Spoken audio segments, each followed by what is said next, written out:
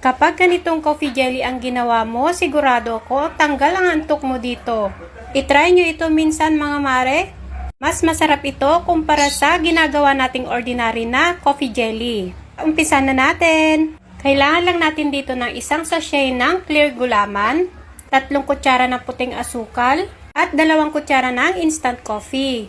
Lalagay din tayo dito ng 2 cups ng tubig. Kapag nahalo na natin ng mabuti, i-on na natin yung ating kalan. Lutuin natin hanggang sa ito ay kumulo na. Then isalin natin agad dito sa ating malapad na lalagyan. Hayaan lang natin itong lumamig hanggang sa ito ay mag-set na. Naman tayo dito sa ating second layer. 1 sachet ulit ng clear gulaman, 1 spoon ng white sugar, at 1 can naman ng evap milk. Kahit anong brand po ay pwede ninyong gamitin.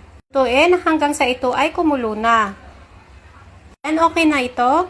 Ibuhos natin ito agad dito sa ating first layer. Pero palalamigin lang natin ito ulit ng ilang minuto. Gawin naman natin yung ating pang third layer.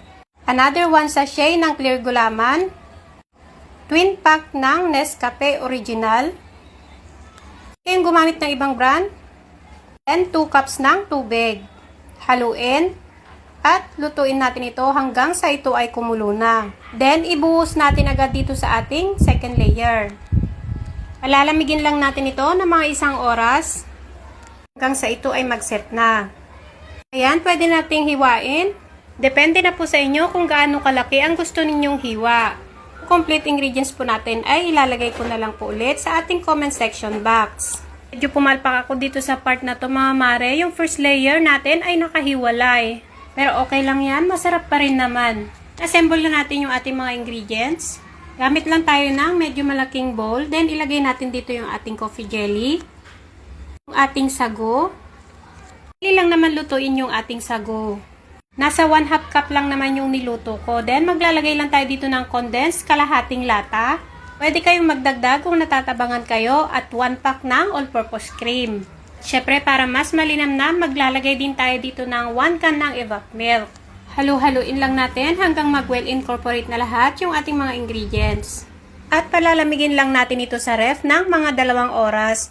Pwede naman kahit magdamag, sa chiller nyo lang ilagay. At kung nagustuhan ninyo ang ating dessert recipe ngayon, pwede pong pa-like and share din, mag-comment po kayo sa baba kung taga saan kayo para ma-shoutout ko po kayo sa susunod ng ating video.